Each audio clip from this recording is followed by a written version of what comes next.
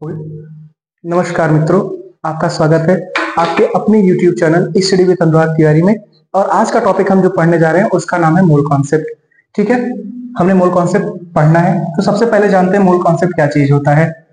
तो सबसे पहले हमें मोल के बारे में जानना होगा। मोल कॉन्सेप्ट, सबसे पहले मोल के बारे में जानते हैं। मोल क्या होता है?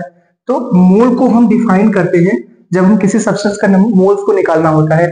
तो इसकी जो डिफिनीशन है वो ये कही जाती है कि 1.008 ग्राम हाइड्रोजन को एक मोल कहते हैं। 1.008 ग्राम हाइड्रोजन को हम एक मोल कहते हैं। या फिर 12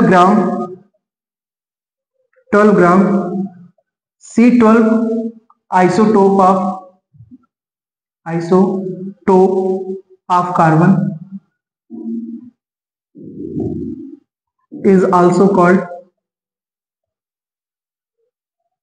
1 मोल।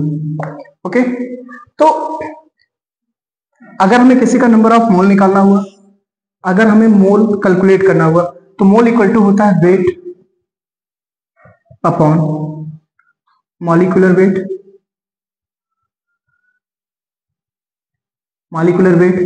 या एटॉमिक वेट। ओके, ये हमारे पास टॉपिक हुआ, यानी कि अणु भार या परमाणु भार बटे अणु भार या परमाणु भार। जब भी किसी सब्सटेंस का अगर हमें मोल निकालना हुआ तो मोल निकालने के लिए हम क्या करते हैं, हम लोग लिखते हैं भार बटे अणु भार या परमाणु भार। क्लियर? अगर हमें दे दिया गया CH4, ठीक है, और CH4 में हमें बोल दिया गया कि 16 ग्राम मीथेन के मोलों की संख्या निकालिए। Find the number of moles of 16 gram of methane. तो 16 ग्राम मीथेन है, मीथेन का फार्मूला होता है CH4। तो इसके लिए क्या करेंगे, सबसे पहले नंबर ऑफ मोल्स निकालने के लिए हम क्या करते हैं, number of moles equal to हो जाता है weight upon molecular wait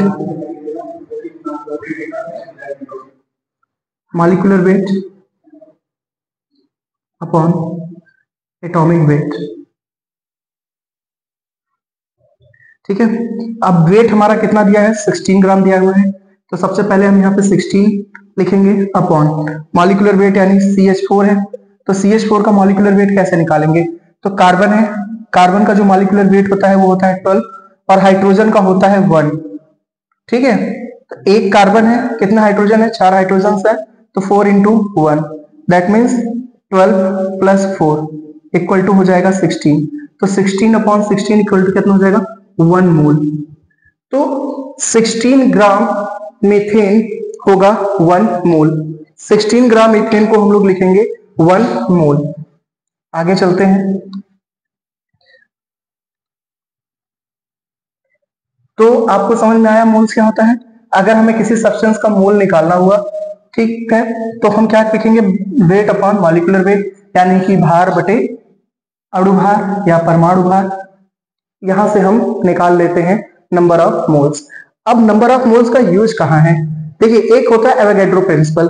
Avogadro principal ये कहता है, जिसको हम एवोगैड्रो नंबर लिखते हैं N into A।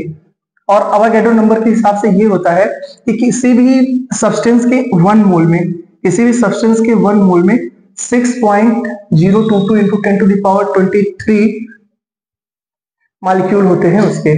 किसी भी सब्सटेंस के 1 मोल में 6.022 into 10 to the power 23 molecule present होते हैं। ठीक है, अगर आपको इसके ऊपर भी क्वेश्चन आ जाए तो आप कर लेंगे। बेसिकली आज हम पढ़ेंगे कुछ टॉपिक्स जिनका नाम है मोलरिटी, नॉर्मेलिटी,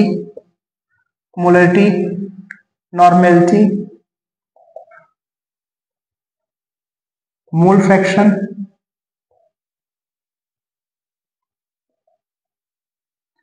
और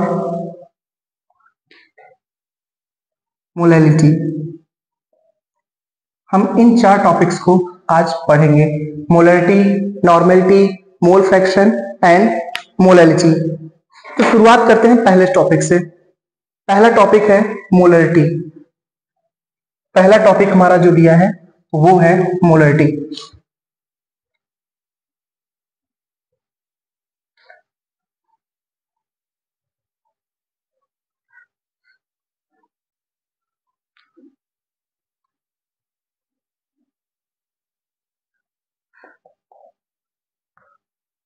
मोलरिटी